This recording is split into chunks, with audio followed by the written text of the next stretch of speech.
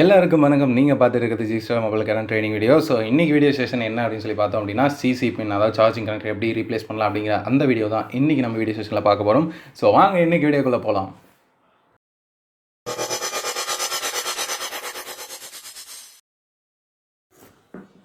So இப்போ அந்த CC பின் இந்த போர்டில் இருக்க சிசி பின்னை எப்படி கரெக்டாக மாற்றுறது அப்படிங்கிறத நான் காட்ட போகிறேன். ஸோ இதில் ஆல்ரெடி சிசி பின் இருக்குது.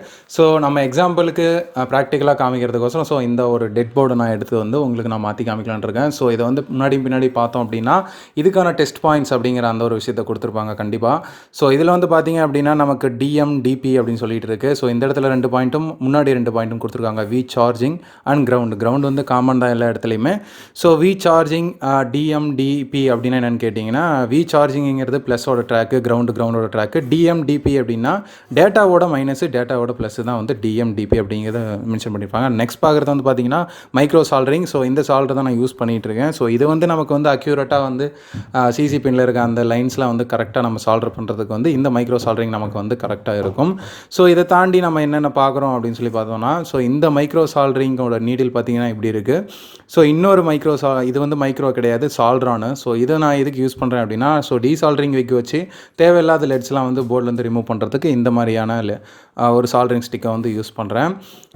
ஸோ இதை பார்த்தீங்கன்னா உங்களுக்கு நல்லாவே தெரியும், நான் வந்து காமிச்சிட்ருக்கேன். ஸோ இப்போ வந்து பார்த்திங்க அப்படின்னா இந்த போர்டில் இருக்க இந்த சிசி பின்னை ரிமூவ் பண்ணிவிட்டு நெக்ஸ்ட்டு வந்து இதை நம்ம வந்து இருக்கிற சிசி பின்னை எடுத்துகிட்டு நம்ம வந்து புதுசாக ஒன்று ரீப்ளேஸ் பண்ணலாம். அதை பற்றி நம்ம வந்து டீட்டெயிலாக பார்க்கலாம் வாங்க. ஸோ இப்போ பார்த்தீங்கன்னா உங்களுக்கு நல்லாவே புரியும்னு நினைக்கிறேன். ஸோ ஜூம் பண்ணி தான் வச்சுருக்கேன். ஸோ வி சார்ஜ் அப்படிங்கிற டெஸ்ட் பாயிண்ட் இருக்குது பாருங்கள்.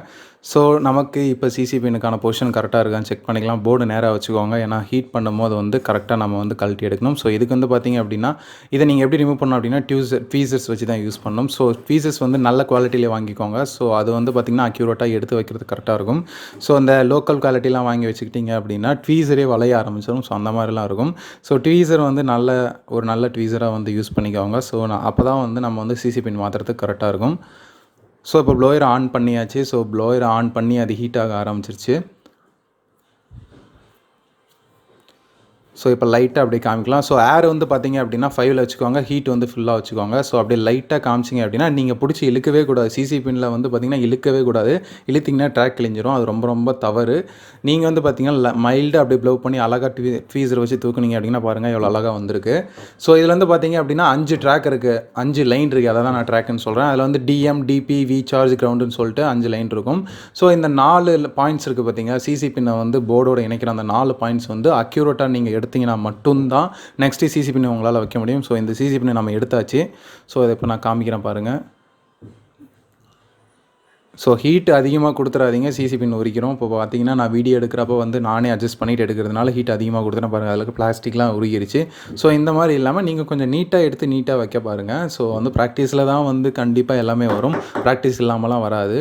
ஸோ கண்டிப்பாக ப்ராக்டிஸ் பண்ண பார்த்தோன்னா நமக்கு வந்து சிசி பின் கரெக்டாக சேஞ்ச் பண்ண முடியும். ஸோ இதை வந்து பார்த்திங்க அப்படின்னா ஒரு ப்ரொஃபஷ்னல் லெவலில் வந்து வைக்கிறோம் அப்படின்னா நான் வந்து பார்த்திங்கன்னா உங்கள் வீடியோ எடுத்துக்கிட்டே தான் நான் வச்சிட்ருக்கேன். ஸோ அதனால் வந்து 100% என்னால் பண்ண முடியல. முடிஞ்சவரையும் என்னால் நான் க்ளீனாக பண்ணி காமிச்சிருக்கேன். ஸோ இப்போ வந்து பார்த்திங்க அப்படின்னா 5 ட்ராக் இருக்குது, 4 லைன் இருக்குது. ஃபஸ்ட்டு அந்த 4 லைனை நம்ம க்ளீன் பண்ணுவோம். ஸோ அதுக்கு வந்து இதுக்கு வந்து நமக்கு என்ன தேவை அப்படின்னு சொல்லி பார்த்திங்கன்னா பேஸ்ட்டு தேவை. ஸோ பேஸ்ட்டை ஃபஸ்ட்டு வந்து அப்ளை பண்ணுங்கள். ஸோ இப்போ வந்து பார்த்திங்கன்னா சால்டரிங்கில் பேஸ்ட் அப்ளை பண்ணிட்டேன். ஸோ நம்மளோட ட்ராக் உட்கார வைக்க போகிறோம் பார்த்திங்களா, அந்த ப்ளேஸ்லேயும் நம்ம வந்து கொஞ்சம் பேஸ்ட் அப்ளை பண்ணணும். ஸோ கண்டிப்பாக வந்து பேஸ்ட் அப்ளை பண்ணுங்கள். பேஸ்ட் அப்ளை பண்ணாமல் நீங்கள் பண்ணிங்க அப்படின்னா உங்களுக்கு 100% ரிசல்ட் வந்து சிசி பின்னில் கிடைக்காது. சும்மா வச்சிங்க சார்ஜ் ஏறுது ஓகே, பட் ஆனால் ஒரு 10 டேஸ்லலாம் வந்து அது பிரச்சனை வந்துடும். ஸோ நீங்கள் வைக்கிற சிசி பின் நல்லா தாங்கணும் அப்படிங்கிற பட்சத்தில் நீங்கள் வந்து பேஸ்ட் கண்டிப்பாக அப்ளை பண்ணுங்கள். ஏன் பேஸ்ட் அப்ளை பண்ணுறோம் அப்படின்னா மேபி சால்டர் ட்ரையாக இருந்தால் கூட நம்ம பண்ணுற ஹீட்டில் வந்து அதை வந்து ரீசால்வ் பண்ணிடலாம். ஸோ இப்போ வந்து பார்த்திங்கன்னா பேஸ்ட் அப்ளை பண்ணிட்டு அதில் இருக்க லெட்டெலாம் வந்து பார்த்திங்கன்னா ஒரு டைம் நான் வந்து ட்ரையாக இருக்கிறதுலாம் வந்து பார்த்திங்கன்னா நான் ஹீட் பண்ணி கரெக்ட் பண்ணுறேன். ஸோ இது எதனால் அப்படி பண்ணுறோம் அப்படின்னா கரெக்டாக அங்கே இருக்க லெட்டெலாம் நான் வந்து க்ளீன் பண்ணி எடுக்கணும். ஸோ அதுக்கு தான் நான் வந்து பேஸ்ட் அப்ளை பண்ணி சால்டரிங் ஸ்டிக்கில் எப்படி பண்ணிகிட்ருக்கேன். ஸோ இதுக்கு வந்து நீங்கள் பெரிய சால்டரிங் யூஸ் பண்ணிங்கன்னா தான் கரெக்டாக இருக்கும். மைக்ரோ சால்டரிங்லாம் வந்து இது கரெக்டாக இருக்காது. அது 5 லைன் ட்ராக் பார்க்குறதுக்கு மட்டும்தான் அந்த மைக்ரோ சால்டரிங்லாம்.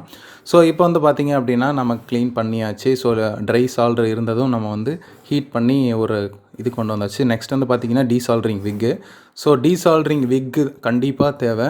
ஏன்னா இது இருந்துச்சுன்னா உங்களுக்கு வேலை வந்து ஈஸியாக முடிஞ்சிடும் அப்படிங்கிறது தான். ஸோ டீசால்டரிங் விக்கு எடுத்துக்கோங்க. எடுத்துகிட்டு இப்போ வந்து பார்த்தீங்கன்னா லைட்டாக அப்படி சும்மா டச் பண்ணிங்கன்னா அதில் இருக்க தேவலாம் லெட்டெலாம் வந்துடும் பாருங்களேன். நான் வேறு பண்ணிகிட்ருக்கேன். ஸோ பாருங்கள், நீங்கள் ஜஸ்ட்டு ப்ரெஸ் பண்ணால் போதும், அதில் இருக்க லெட்டெல்லாம் வந்துடும். ஸோ இதை வந்து எடுத்தோடனே வருமா, நான் பண்ணல ப்ரோ, வரல ப்ரோ அப்படின்லாம் கேட்காதீங்க. இதெல்லாம் வந்து கொஞ்சம் நீங்கள் ப்ராக்டிஸ் பண்ண தான் வரும். ஸோ இப்போ 4வது இதில் பாருங்கள், நான் வந்து வைக்கிறேன், பட் ஆனால் எனக்கு வரல. ஸோ இது இந்த மாதிரி வரல ப்ரோ அப்படின்னா இதெல்லாம் என்ன பண்ணலாம்? இப்போ பார்த்தீங்கன்னா 3 ஹோல் நமக்கு நீட்டாக வந்துருச்சு, பட் 4வது ஹோல் வரமாட்டேங்குது.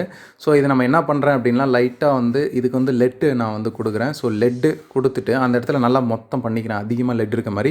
ஸோ இப்போ நம்ம அதை வச்சு உரியும் போது அந்த டீசால்ட்ரிங் வந்து பார்த்திங்கன்னா அந்த தேவையில்லாமல் லெட்டெல்லாம் வந்து எடுத்துரும், அந்த உரியும். இப்போ அதிகமாக கொடுத்து நம்ம எடுக்கும்போது டக்குன்னு உள்ளே இருக்கிறதும் சேர்த்து வெளியே வந்துடும். ஸோ இப்படி தான் வந்து க்ளீன் பண்ணுறோம். ஸோ நெக்ஸ்ட் 5 ட்ராக்கையும் க்ளீன் பண்ணுறேன். ஸோ க்ளீன் பண்ணதுக்கப்புறம் பார்த்திங்கன்னா உங்களுக்கு 4 ஹோல் வந்து பார்த்திங்கன்னா க்ளீனாக தெரியும். ஸோ ப்ளஸ் அந்த 5 ட்ராக்குமே. ஸோ ஒரு ட்ராக்கில் வந்து ட்ராக்லாம் கண்டிப்பாக கட் பண்ணிடாதீங்க. கட் பண்ணிக்கிட்டிங்கன்னா ஜம்பர் பண்ண வேண்டிய பிரச்சனைகள்லாம் வரும். ஸோ சிசி பின்னை பொறுத்த வரைக்கும் ஒரு 10-20 சிசி பின்னை வச்சு 30வது 40வது சிசி பின்னில் வந்து உங்களுக்கு ப்ரொஃபஷனல் லெவல் வந்துடும், நீட்டாக வைக்க ஆரம்பிச்சிருவீங்க. ஸோ அந்தளவுக்கு ப்ராக்டிஸ் இருக்கணும். ஸோ வேஸ்ட்டாக இருக்க போர்ட்ஸ்லாம் எடுத்து நீங்கள் சிசி பின்னை வச்சு பாருங்கள். வச்சு பார்த்துட்டு உங்களோட டவுட்ஸை கமெண்ட் பண்ணுங்கள். ஸோ இதுக்கு வந்து பார்த்திங்கன்னா நெக்ஸ்ட்டு நம்ம என்ன பண்ணணும் அப்படின்னா, இதுக்கு சூட்டபிளான ஒரு சிசி பின் அப்படின்னாவே எல்லாத்துக்குமே மாடல் சொன்னால் சிசி பின் தருவாங்களான்னு கேட்டிங்கன்னா கண்டிப்பாக கிடையாது. ஒரு சில மாடல்ஸ்க்கு மட்டும்தான் மாடல் கேட்டிங்கன்னா சிசி பின். அனுபவத்தில் தான் நம்ம சிசி பின்னோட அந்த டிசைனை நம்ம வந்து தெரிஞ்சிக்க முடியும். இந்த போர்டுக்கு வந்து பார்த்திங்கன்னா யூனிவர்சல் சிசி அப்படின்னு சொல்லிட்டு 4 லெக் சிசின்னு சொல்லுவாங்க. இதுக்கு வந்து 5 லெக்ஸ் இருக்கும். சாம்சங் இந்த மாதிரியான மொபைலுக்குலாம் வந்து பார்த்திங்கன்னா நிறைய லெக்ஸ் இருக்கும். ஸோ இப்போ வந்து பார்த்திங்கன்னா நல்லா ஆறிடுச்சு. இப்போ நான் ப்ரஷ்ஷை வச்சு க்ளீன் பண்ணுறேன். அந்த ட்ராக்லாம் உங்களுக்கு நல்லாவே தெரியும்னு நினைக்கிறேன். ஸோ ப்ரஷ்ஷை வச்சு நல்லா க்ளீன் பண்ணும்போது அங்கே இருக்க ஏதாவது நம்ம தூசு, தேவையில்லாத டஸ்ட்டு, ஏன்னா டஸ்ட்டு இருந்தால் சால்ட்ரு உட்காராது, சால்ட்ரு வந்து நல்லா பிடிக்காது. அந்த மாதிரி இருக்கிற காரணத்தினால நம்ம வந்து ப்ரஷ்ஷை வச்சு நல்லா க்ளீன் பண்ணிக்கிறோம். ஸோ வந்து நான் ஐபியை அடித்து தான் க்ளீன் பண்ணேன். ஐபிஐ அடித்தது வந்து பார்த்திங்கன்னா வீடியோவில் அவ்வளோ கிளியராக தெரியல, ஏன்னா ஸ்ப்ரே தானே. அதனால் நீங்கள் வந்து ஐபிஐ வச்சு கிளியர் பண்ணுங்கள். நெக்ஸ்ட் பார்த்திங்கன்னா இதுக்கான சிசி பின் நான் எடுக்கிறேன். ஸோ புது சிசி பின்னு. ஸோ இதுக்கு வந்து பார்த்திங்கன்னா சேம் டிசைனில் இருக்கணும், கரெக்டாக ஃபிட்டிங் உட்காரணும். தப்பான சிசி பின் வச்சிங்க அப்படின்னா உங்களுக்கு சிரமமாக இருக்கும். ஸோ அதை வந்து அனுபவத்தில் நீங்கள் எப்படி வேணாலும் மாடிஃபை பண்ணி வைக்கலாங்க. ஆனால் ஃபஸ்ட்டு பிகினர்ஸ் அப்படின்னு சொல்லி பார்க்கும்போது அதுக்கான சிசி பின் வச்சு பழகுங்க. ஸோ இப்போ நீங்கள் வந்து ஜஸ்ட்டு அந்த ஹோலில் சிசி பின்னை ப்ளேஸ் பண்ணுறீங்க. ப்ளேஸ் பண்ணிங்க அப்படின்னா நீங்கள் கரெக்டாக அதில் இருக்க தேவையில்லாத லெட்டெல்லாம் எடுத்துட்டிங்க அப்படின்னா பர்ஃபெக்டாக உட்காந்துரும், போர்டில் அப்படி ஸ்ட்ரைட்டாக பக்காவாக உட்காந்துரும். ஸோ இப்போ வந்து பார்த்திங்கன்னா ஒரு எண்டில் பேஸ்ட் அப்ளை பண்ணுறேன். ஸோ மைக்ரோ சால்டரிங் ஆன் பண்ணுறேன். ஸோ மைக்ரோ சால்டரிங் வைக்கிறதுக்கு முன்னாடி பேஸ்ட் அப்ளை பண்ணிட்டு சிசி பின்னை உங்கள் ஹேண்டால் ஹோல்ட் பண்ணுங்கள், இல்லை வேறு எதுலேயோ வச்சு ஹோல்ட் பண்ணுங்கள். ஏன்னா வந்து நம்ம ஹோல்ட் பண்ணி அந்த சால்டர் வைக்கும் போது தான் சிசி பின் டைட்டாக பிடிக்கும். ஸோ நீங்கள் விட்டுட்டு அப்படியெல்லாம் வச்சிங்க சிசி பின் நகர்ந்துடும் அதோட பிளேஸை விட்டு. ஸோ நீங்கள் வந்து கண்டிப்பாக வந்து ஹோல்ட் பண்ணணும். ஸோ பேஸ்ட்டு எந்த அளவுக்கு அப்ளை பண்ணுறீங்களோ அந்தளவுக்கு சால்டர் நமக்கு நீட்டாக இருக்கும். ஸோ அதனால் நான் பேஸ்ட் அப்ளை பண்ணிக்கிறேன். ஸோ சிசி பின் வைக்கிறதுக்கு முன்னாடி 5 ட்ராக் வைக்கிறதுக்கு முன்னாடி 4 லெக்கையும் வச்சுருங்க, ஏன்னா அதுதான் போர்டில் வந்து உட்கார போகிறது. ஸோ அதனால் இப்போ ஒரு ஹேண்டில் நம்ம வந்து ஹோல்ட் பண்ணிக்கிட்டு இன்னொரு ஹேண்டில் வந்து நான் சால்டர் வைக்க போகிறேன். ஸோ நம்மளோட மைக்ரோ சால்டர் வந்து ஹீட் ஆகிடுச்சு. லெட் எடுத்துக்கிறேன். ஸோ எடுத்துகிட்டு இப்போ வந்து பார்த்திங்கன்னா நம்ம ஜஸ்ட்டு நீங்கள் வந்து டச் பண்ணால் போதும், பேஸ்ட் இருக்கிறதுனால தானாக ஒட்டிக்கும். பேஸ்ட் இல்லை அப்படின்னா ஒட்டாது. ஸோ கண்டிப்பாக பேஸ்ட் நீங்கள் அப்ளை பண்ணியிருக்கணும். ஸோ இப்போ வந்து பார்த்திங்க அப்படின்னா அப்ளை பண்ணியாச்சு. ஸோ ஃபஸ்ட் நல்லாவே அப்ளை பண்ணி நல்லா கிரிப்னஸ் கொடுத்துருங்க. நம்ம பின்னாடி வந்து அதுக்கான டிசைனை வந்து நம்ம பார்த்துக்கலாம். ஐ மீன் வந்து அந்த தேவையில்லாத லெட்ஸ்லாம் வந்து நம்ம ரிமூவ் பண்ணிக்கலாம். ஃபஸ்ட்டு நீங்கள் போர்டில் நல்லா பர்ஃபெக்டாக ஃபிட் ஆகிற மாதிரி நல்லா சால்டர் பண்ணிக்கோங்க. ஸோ அந்த சைடை வச்சு இப்போ இந்த சைடு வைக்கிறேன். இந்த சைடில் வந்து பார்த்திங்கன்னா நம்ம லெட் அப்ளை பண்ணியாச்சு. ஸோ ஜஸ்ட்டு ஒரு 2 பின் வைக்கும் போதே உங்களுக்கு கிரிப்னஸ் வந்துடும். 4வது பின்னு 3வது பின்லாம் வைக்கும்போது நல்லாவே நீங்கள் தெளிவாகவே வைக்கலாம். ஸோ இப்போ வந்து நம்ம லெட் அப்ளை பண்ணியாச்சு. ஸோ இந்த 4 லெட் அப்ளை பண்ணுறது தாங்க இருக்குது. நீங்கள் வைக்கிற சிசி பின் வந்து பின்னோட கலந்துட்டு வரணுமா இல்லையா அப்படிங்கிறது. ஸோ இப்போ நான் தேவையில்லாத அந்த லெட்ஸ்லாம் வந்து டீசால்டரிங் வச்சு நான் அப்படியே லைட்டாக ரிமூவ் பண்ணிடுறேன். ஜஸ்ட் நீங்கள் வச்சிங்கன்னா போதும், தேவையில்லாத லெட்லாம் அதே வந்துடும். ஸோ அதிகப்படியான அந்த அதிக குவான்டிட்டியில் லெட்டு வச்சுருந்தீங்க அப்படின்னா அதில் இருக்க எக்ஸ்ட்ரா அந்த லெட்லாம் வந்து இதில் வந்து ஒட்டிக்கும். ஸோ அப்படி எடுத்துட்டோம் அப்படின்னா பாருங்கள் க்ளீனாக வந்துடும். ஸோ லெஃப்ட் சைடும் எடுக்கலாம். ஸோ இப்போ ஓகே. இப்போ அந்த 5 ட்ராக் இருக்குது பார்த்தீங்களா, அந்த 5 ட்ராக்லேயும் அந்த 5 பின்னு கரெக்டாக உட்காரணும். ஒரு பின்னு மிஸ் ஆனாலும் கூட சென்டரில் இருக்கிற பின்னு மிஸ் ஆனால் நமக்கு வந்து கம்ப்யூட்டரில் கனெக்ட் ஆகும்போது வந்து மாஸ் ஸ்டோரேஜ் காமிக்காது. பட் ஆனால் லாஸ்ட் 2 எண்டு இருக்குது பார்த்தீங்களா, அது கண்டிப்பாக கனெக்ட் ஆனால் தான் உங்களுக்கு சார்ஜிங் இண்டிகேஷன் காமிச்சு சார்ஜிங் ஏற ஆரம்பிக்கும். சென்டரில் இருக்கிற ட்ராக் கிழிச்சிட்டேங்க அப்படின்னு கேட்டிங்கன்னா அது கிழிச்சாலும் பிரச்சனை இல்லை, சார்ஜிங்லாம் ஏறும். பட் கம்ப்யூட்டரில் கனெக்ட் பண்ணும்போது டேட்டா யூஎஸ்பி அந்த மாஸ் ஸ்டோரேஜ்லாம் நமக்கு காமிக்காது. ஸோ அந்த டிஎம்டிபின்னு சொன்ன பார்த்தீங்களா, அந்த 2 லைன் அதுக்கு தான். ஸோ டேட்டா ப்ளஸ் டேட்டா மைனஸுங்கிறது அதுக்கு தான். ஸோ நான் இப்போ கரெக்டாக பார்த்தீங்கன்னா 5 பின்னும் 5 ட்ராக்கில் கரெக்டாக உட்கார மாதிரி சால்டர் பண்ணுறேன். ஸோ மைக்ரோ சால்டரிங் இது யூஸ் பண்ணிக்கோங்க.